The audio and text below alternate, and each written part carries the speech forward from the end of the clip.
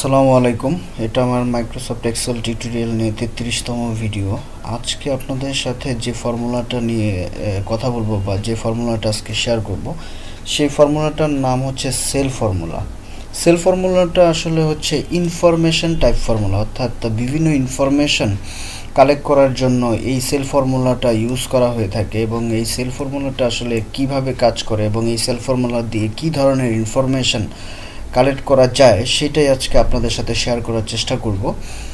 তো আমরা দেখি, এখানে আমি যেটা করেছি যে কলাম সিতে তিনটা ইনফরমেশন দিয়ে রেখেছি। একটা পার্সনের নাম, সেটা আসলে জেনারেল ফরম্যাটে আছে, আপনারা দেখতে পাচ্ছেন। তারপরে হচ্ছে একটা নাম্বার দিয়ে রেখেছি, সেটা কারেন্সি ফরম্যাটে আছে, এবং একটা ডেট দিয়ে রেখেছি।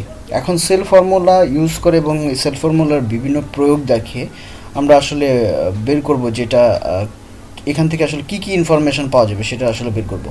তো এখানে আমি লিখতেছি সমান সমান দিয়ে লিখছি সেল, তারপর ক্লিক করে এটাকে সিলেক্ট করে নিলাম, আর ডাবল ক্লিক করে সিলেক্ট করে নেওয়ার পরে এখানে আমাকে বলতেছে যে বিভিন্ন রকম টাইপ দেখাচ্ছে। যেহেতু এটা ইনফরমেশন টাইপ ফর্মুলা, সুতরাং এখানে বিভিন্ন রকমের ইনফরমেশনের টাইপ আমাকে দিয়ে দিচ্ছে, যে অ্যাড্রেস, কলাম নাম্বার, কালার, এরকমভাবে ফাইল নেম, তো এরকমভাবে দিয়েছে।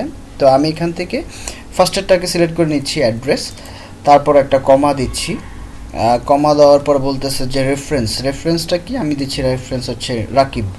দেওয়ার পর সেকেন্ড ব্র্যাকেট ক্লোজ করে এন্টার করে দিচ্ছি। আমাকে বলতেছে যে রেফারেন্স হচ্ছে, অ্যাড্রেসটা হচ্ছে C4, অর্থাৎ রাকিব নামের যে নামটা আছে এটা আসলে সি কলামের 4 নাম্বার রোতে আছে। সি কলামের 4 নাম্বার রোতে এই রাকিব নামের ইনফরমেশনটা আছে। তো তার অ্যাড্রেসটা আসলে সেল ইনফরমেশন বলে দিচ্ছে। তার পরবর্তীটাতে আমরা সেম ফর্মুলাটা আবার ইউজ করি, এখানে দিচ্ছি সেল, CELL সেল। সেল দেওয়ার পর এখানে বলতেছে যে কলাম নাম্বার, আমরা যদি এখানে কলামটাকে সিলেক্ট করি, ডাবল ক্লিক করে একটা কমা দিয়ে দিচ্ছি এবং এই নাম্বারটাকে আমরা সিলেক্ট করে দিলাম রেফারেন্স।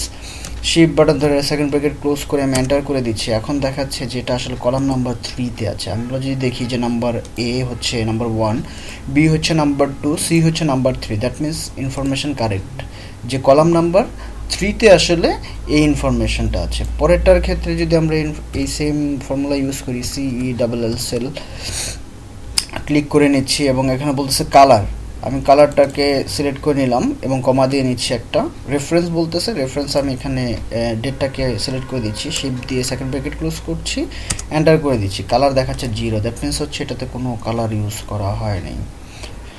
আবার পরের সেলগুলোতে ট্রাই করে দেখছি আসলে কি আসে এখানে।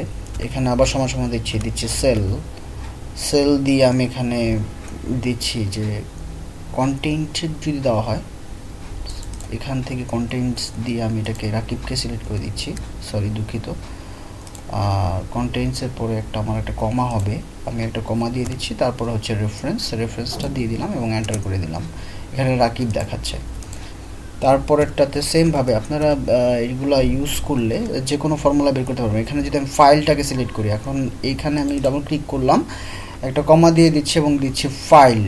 তাহলে ফাইল নেম ফর্মুলাটাকে যেহেতু আমি ইউজ করতেছি, আপনি এই ফাইল নেম ফর্মুলা ইউজ করে আপনার এক্সেল শিটে জাস্ট একটা ক্লিক করে ব্রেকেটটা ক্লোজ করে এন্টার করে দিলে আপনার ফাইল নেম ফর্মুলা দেখাবে যে এটা সি ড্রাইভের ইউজারের ভিতরে ডেস্কটপের ভিতরে বুক 1 সেল ফর্মুলা নামে এই ফাইলটা আসলে সেভ করা আছে। অর্থাৎ এই সেল ফর্মুলাটা ইউজ করে আপনারা বিভিন্নভাবে আসলে বিভিন্ন ইনফরমেশনগুলো আসলে পাবেন। যে এটা এই যে যেমন আমি এখানে যে হোয়াইটটাকে সিলেক্ট করে দিই, দিয়ে যদি আমি এটাকে রেফারেন্সটাকে একটা ব্র্যাকেট দিয়ে যে রেফারেন্সটাকে দিয়ে দিই, তাহলে কিন্তু সেলের হোয়াইট বলে দেবে যে সেলের হোয়াইট কত। আসলে সেলের হোয়াইট হচ্ছে 8, এখানে বলে দিচ্ছে সেলের হোয়াইট 8। তো এইভাবে সেল ফর্মুলা ইউজ করে আপনারা সেলের ফাইলের ইনফরমেশন, সেলটা আসলে কত নাম্বার কলামে কত নাম্বার রোতে আছে, সেই সেলটা আসলে কত নাম্বার কলামে আছে, ওটাতে কোনো কালার ইউজ করা হয়েছে কিনা, এই সব ধরনের ইনফরমেশন আসলে এই সেল ফর্মুলাটা ইউজ করে আপনারা খুবই সহজে বের করতে পারবেন। মাঝে মধ্যে দেখা যায় একটা ফাইল আমরা রেখেছি, আসলে এটা কোথায় সেভ আছে সেটা আমরা জানি না। সেই ক্ষেত্রে আমরা এই সেল ফর্মুলাটা ইউজ করে জাস্ট সেল ফর্মুলাটা যদি আমরা ইউজ করি, সেল ফর্মুলাটা ইউজ করে আমরা যদি এখানে ফাইল যে ফর্মুলা আছে ফাইল নেম ফর্মুলাটা ইউজ করে যদি আমরা এখানে ক্লিক করে দেই, সাথে সাথে আমাদের এখানে দেখায় দিবে যে আসলে এটা কোথায় সেভ আছে। তো এই সেল ফর্মুলাটা ইউজ করে খুবই সহজে বিভিন্ন ইনফরমেশন কালেক্ট করতে পারবেন। আশা করি ভিডিওটা আপনাদের কাছে ভালো লাগবে। যদি আপনাদের কাছে ভালো লাগে তাহলে অবশ্যই ভিডিওটাতে লাইক দিবেন এবং সবার সাথে শেয়ার করে দিবেন এবং চ্যানেলটা সাবস্ক্রাইব করতে ভুলবেন না। আজকে এই পর্যন্তই সেল ফর্মুলা নিয়ে। সবাই ভালো থাকবেন। আসসালামু আলাইকুম।